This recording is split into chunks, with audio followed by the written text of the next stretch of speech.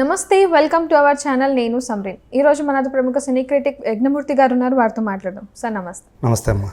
Sir, యాత్ర 2 ఫిబ్రవరి 8న release అవ్వబోతుంది. ఇది జగన్ పాదయాత్ర మీద ఆధారపడి ఉందని చెప్పేసి మనం వింటున్నాం.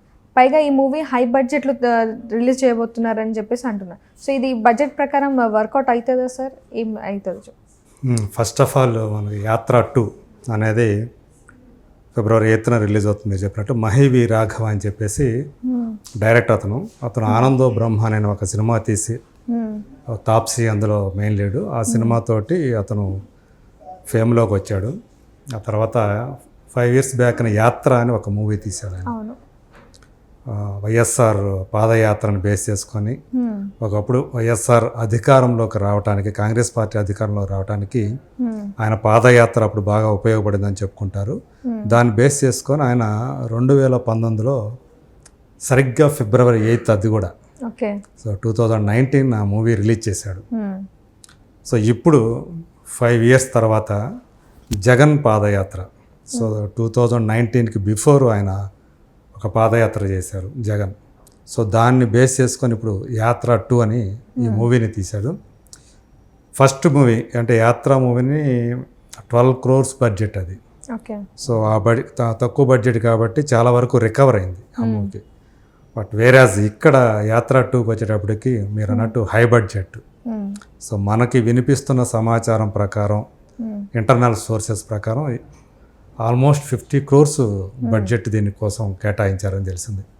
ఎందుకంటే అక్కడ లావిష్ సీన్స్, ఎక్కువ మంది ప్రజలు కావాలి అంటే ఆ సీన్స్ తీయటానికి, పాదయాత్ర సీన్స్ కానివ్వండి, ఎక్కువ మంది జనం కావాలి. సో వాళ్ళందరినీ గ్యాదర్ చేయడానికి, అట్లా ఈవెన్ అందులో జగన్ క్యారెక్టర్ కోసం తమిళ యాక్టర్ జీవ, అట్లాగే యాత్రలో ఎవరైతే వైఎస్ఆర్ క్యారెక్టర్ చేశారో మమ్ముట్టి, మలయాళం సూపర్ స్టార్ నాకు తెలుసు. సో ఈ సినిమాలో కూడా ఆయన అదే క్యారెక్టర్. సో ఇలా వాళ్ళు ఒక పెద్ద యాక్టర్ని తీసుకొచ్చారు కాబట్టి వాళ్ళకి ఎక్కువ రెమ్యూనరేషన్ ఇవ్వాల్సి వచ్చింది. అట్లా ఈ సినిమాకి ఆల్మోస్ట్ 50 కోట్లు అని చెప్పేసి అంటున్నారు. బట్ ఇప్పటివరకు మనకు తెలిసిన దాని ప్రకారం అయితే దాదాపు వాళ్ళు ఓన్ రిలీజ్ అని చెప్పేసి అంటున్నారు. సో ఓన్ రిలీజ్ అన్నప్పుడు చాలా రిస్క్ ఉంటుంది. జనం ఎంతవరకు ఆ సినిమాని చూస్తారు అనేది డౌట్లు కూడా ఉన్నాయి.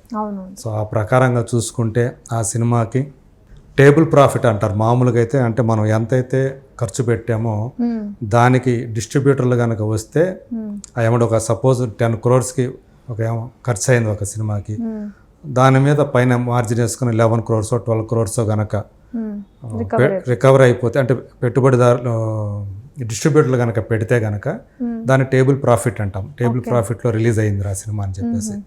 బట్ ఇక్కడ ఆ పరిస్థితి లేదు. అంటే ఇది టేబుల్ లాస్ ప్రాజెక్ట్ అనమాట. సో ఎవరూ లేరు బయ్యర్స్, సో వాళ్ళే చేస్తున్నారు. అదొకటి.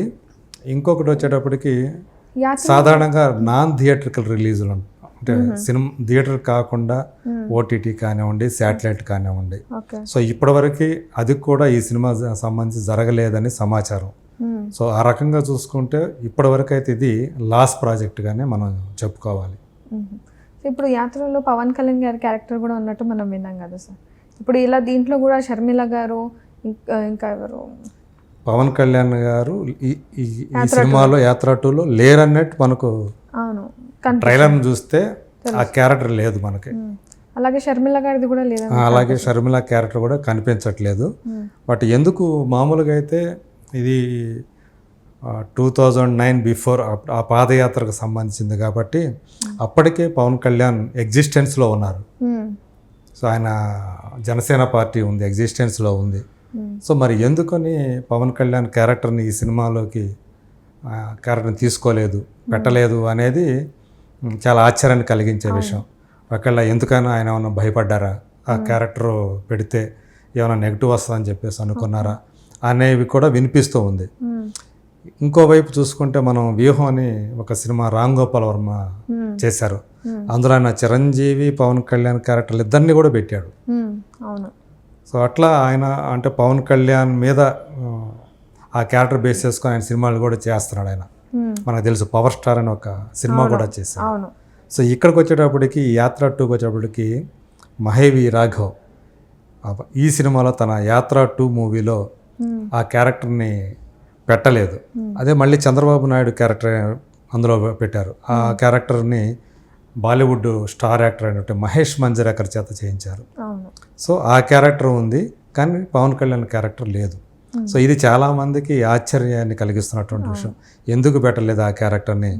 సో దాని వెనక కూడా ఆ పెట్టలేదంటానికి కూడా సంథింగ్ ఏదో రీజన్ ఉంటుంది. ఒకవేళ ఆయన డైరెక్టర్ ఏమన్నా ఆ క్యారెక్టర్ పెడితే నెగటివిటీ వస్తుందని చెప్పేసి భయపడ్డా, అందుగురించి ఆ క్యారెక్టర్ని ఇందులో పెట్టలేదా అనేది కూడా నడుస్తూ ఉంది, ఒక చర్చ నడుస్తూ ఉంది. సో ఇది ఇంత హైప్లో రిలీజ్ చేస్తున్నారు కదా సార్, ఈ మూవీ ఇంత బడ్జెట్తో రిలీజ్ చేస్తున్నారు కదా, సో పబ్లిక్ ఎలా రెస్పాండ్ అవుతుంది ఈ మూవీకి రిలీజ్ ని బట్టి? పబ్లిసిటీ వైజ్గా చూస్తే ఇప్పటివరకు ఈ సినిమాకి సంబంధించి థియేటర్కి ట్రైలర్ ఏదైతే ఉందో అది రిలీజ్ చేయడం తప్పితే, అంతకుముందు టీజర్ రిలీజ్ చేయడం తప్పితే మిగతా ఏవి కూడా పబ్లిసిటీ అనేది మనకు కనిపించట్లేదు. ఆ సినిమా గురించి ఎక్కువగా జనంలోకి తీసుకువెళ్ళటం ఇట్లాంటి ఏమీ కూడా ఇప్పుడు మనకు కనిపించట్లేదు ఈ సినిమా సంబంధించి. సో ఎందుకని వీళ్ళు అంటే లో ప్రొఫైల్ మెయింటైన్ చేస్తున్నారు, లో పబ్లిసిటీ మెయింటైన్ చేస్తున్నారు ఈ సినిమాకి అని ఒక ఇది కూడా నడుస్తూ ఉంది. అంటే ఇంత బడ్జెట్ పెట్టి ఇంత ఖర్చు పెట్టి చేసిన సినిమాకి ఎందుకు వీళ్ళు, ఆయన మామూలుగా అయితే బాగా భారీ స్థాయిలో ఏదైతే సినిమా కోసం ఖర్చు పెట్టి, సో తనే మహేవి రాఘవ్ తనది ఓన్ బ్యానర్ ఒకటి ఉంది, 3 Autumn Leaves ఏదో ఉంది దానికి సంథింగ్ అట్లా. సో ఆ బ్యానర్ మీద ఇంకొకరిని కలుపుకొని ఈ సినిమాని ఆయన తీశాడు, వీసేలిల్లాడు అని చెప్పేసి. సో ఒకవేళ డబ్బులన్నీ దానికి ఖర్చు అయిపోయాయా, సో పబ్లిసిటీ కోసం ఆ డబ్బులు వాళ్ళ దగ్గర లేవా, బడ్జెట్ లేదా అనే డౌట్ కూడా వాళ్ళకి జనంలో కలుగుతూ ఉంది. సో మామూలుగా అయితే ఇంటర్వ్యూలు ఇవ్వటం ఇట్లాంటి మనం చూస్తాం మనం.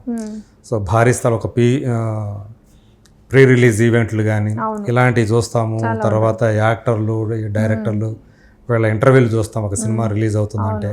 సో అలాంటి ఏమీ లేకుండా ఈ సినిమాని ఎందుకు కామ్గా రిలీజ్ చేస్తున్నారు అనేది ఒక డౌట్ ఉంది. యాక్చువల్గా ఈ సినిమా రిలీజ్కి ముందు ఈ సినిమాకి అసలు సెన్సారే ఇవ్వద్దు అని చెప్పేసి నట్టి కుమార్ అని ఒక ప్రొడ్యూసరు, సో ఆయన డిమాండ్ చేయటం, ఈ సినిమా కంటే ముందే చాలా సినిమాలు సెన్సార్ కోసం అప్లై చేసుకుంటే వాటిని పక్కన పెట్టి ఈ సినిమాకి ఎందుకు అర్జెంటుగా సెన్సార్ ఇస్తున్నారు, ఎందుకు సర్టిఫికేట్ ఎందుకు జారీ చేస్తున్నారు అని చెప్పేసి కూడా ఆయన విమర్శలు చేశాడు. ఈ సినిమా రిలీజ్ చేయకుండా చేస్తామని కూడా ఆయన అన్నారు. బట్ వేరే ఏదైతే సెన్సార్ అయిపోయింది.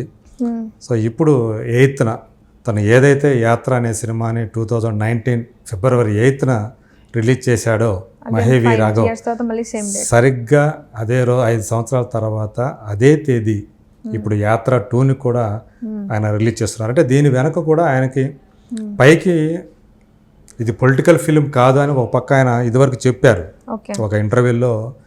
నేనే ఆయన ఒకసారి ఇంటర్వ్యూ చేసినప్పుడు నా పొలిటికల్ ఇంటెన్షన్తో కాదు, నాకు ఆయన చేసినటువంటి పాదయాత్ర అప్పుడు ఆ టైంలో ఆయన ఏదైతే చేశారో పాదయాత్ర ఒక కృత నిశ్చయంతో దృఢ నిశ్చయంతో చేశారు, అది నాకు నచ్చి చేస్తున్నానా ఆ సినిమాని తీయబోతున్నానని ఈ తీయటానికి ముందు నాకు ఇచ్చిన ఇంటర్వ్యూలో ఆయన చెప్పారు.